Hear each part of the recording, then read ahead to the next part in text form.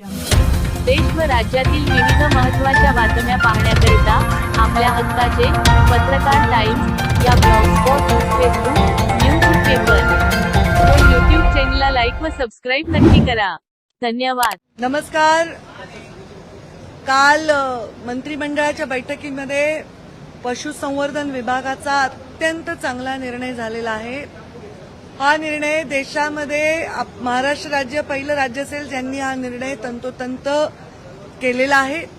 पशुसंवर्धनमध्ये अनेक लोक गावोगावी रोजगारासाठी शेतीवर आधारित उद्योगासाठी काम करताना पोल्ट्री गोट्री यासाठी वेगवेगळे काम उभे करतात, उद्योग छोटे खाणी उभे करतात. त्यांना पशुसंवर्धन विभागातील या सर्व पशुपालकांना कृषीचा पूर्ण लाभ मिळण्यासाठी कृषीचा दर्जा देण्यात त्याच्यात कृषीचा वाटा आहे आणि त्या कृषीमध्ये 24% वाटा हा पशुसंवर्धन विभागाचा आहे. आता असा एक सर्वे आलेला आहे. त्या सर्वेमध्ये सांगितलं की 2030 मध्ये तृणधान्य म्हणजे पल्सेस वगैरे याची डिमांड कमी होणार आहे आणि 30% अंडी आणि कोंबडी आणि मांस याची डिमांड वाढणार आहे. अशा वेळी देशामध्ये आपला जो क्रमांक विविध क्षेत्रामध्ये आहे तो वाढवण्यासाठी आपल्याला जवळपास 3 कोटी अंडे लागतात राज्याला. त्यातले 1.5 कोटी अंडे आपण राज्यात उत्पादन होतं आणि बाकीचे आपण बाहेर आणतो.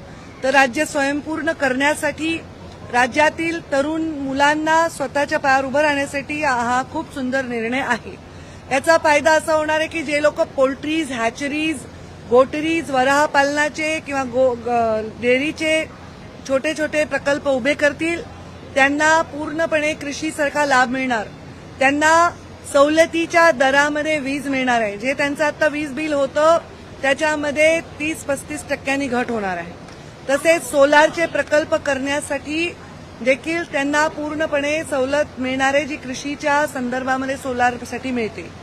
त्याचबरोबर लोन जे आपण देतो ते लोन पंजाबराव देशमुख व्याज सवलत योजनेचा लाभ देखील या लोकांना मिळणार आहे. लोनमध्ये पण सबसिडी मिळणार आहे. आणि जे ग्रामपंचायतचे कर आहेत त्याच्यामध्ये सुद्धा यांना सवलत मिळणार आहे.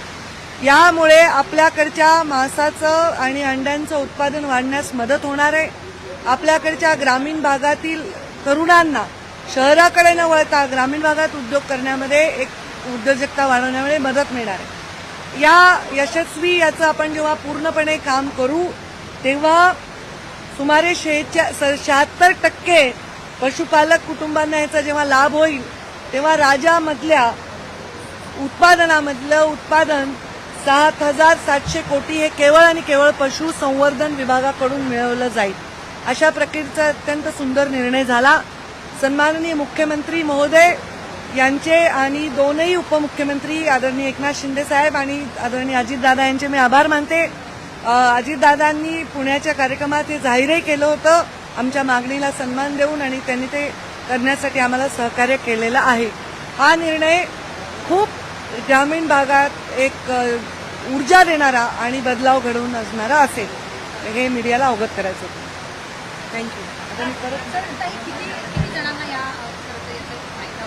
खूप मोठा चार्ट आहे. हजारो लोकांना याचा लाभ होणार आहे. हजारो म्हणजे जे लोक विशिष्ट आमच्या मर्यादेमध्ये पोल्ट्री टाकतील, गोट्री टाकतील या सगळ्यांना याचा लाभ होणार आहे. याचा खूप फायदा म्हणजे 300-350 कोटी रुपयाचं हे बजेट वार्षिक असेल. आपल्या हक्काचे पत्रकार टाइम्स न्यूज चॅनेलला सबस्क्राईब करा. धन्यवाद.